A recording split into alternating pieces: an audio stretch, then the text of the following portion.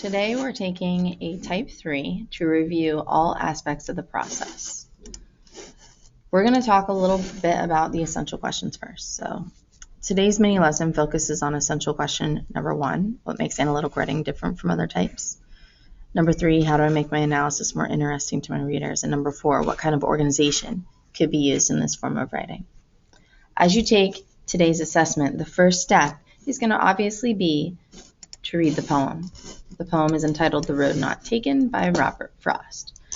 Once you read the poem, you then obviously will be reading over the prompt. There are no questions attached to this part of your Type 3 today, but following through on our learning targets, you will definitely want to do what we've practiced over and over again. I even recommend to copy and paste the prompt over into your writing notebook, because learning target number 1 for today's Type 3 is to effectively address all parts of the task, demonstrating an in-depth and analytic understanding of the text. How do we do that?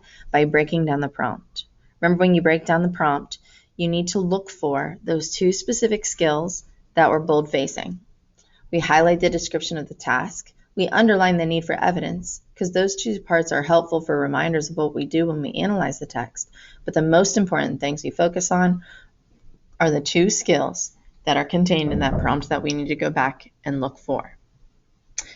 After you do that, you can move on to your first question of the Type 3.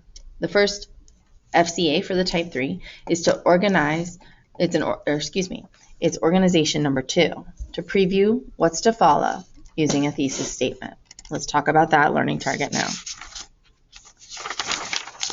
Remember, when you preview what's to follow using a thesis statement, you take those 2 bold-faced skills and then you create a thesis statement that addresses, doesn't restate, that addresses those skills. You need to go back in the text and look for how you want to address the 2 bold-faced skills in order to be able to write a proper thesis that's going to be able to guide your entire paper.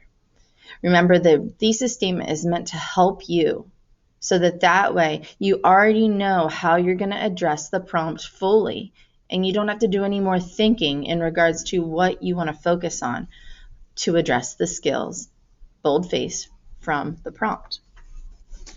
So once you obviously read the prompt, and then you copy and paste it over in your notebook and break it down, you'll provide your thesis statement that you've created after looking back at the text right here in this box. Then you can move on to FCA number 2, which is organization number 1, to organize your ideas and information using an outline. Going back and looking at that one, remember, the outline, again, is meant for you, the writer.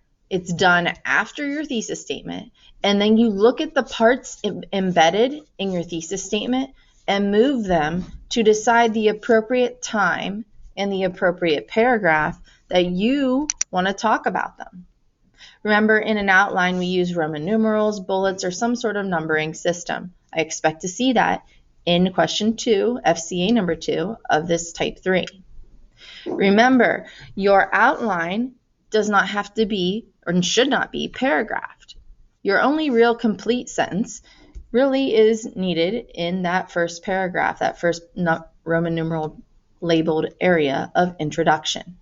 Remember, you need to make sure you have a Roman numeraled area for intro, all of the body paragraphs, the specific labels that connect to your specific thesis, all of which you should have gone back into the text to help figure out clues for how to develop and organize your essay. And then Roman numeral with a labeled section for your conclusion as well. And that would help you get a 10 out of 10 on FCA number 2. The final FCA is probably going to be not necessarily the easiest, but definitely probably take the least amount of time. FCA number 3 is style number 1, to establish and maintain a consistent style and tone in your writing. For that one, you're just copying and pasting the thesis statement itself from the first question and reread it to edit and revise it to make sure you're keeping a formal style and tone in it. To review that area, when you establish and maintain a formal style and tone, there's a few key rules to follow. You should be using third person point of view because it's the most formal.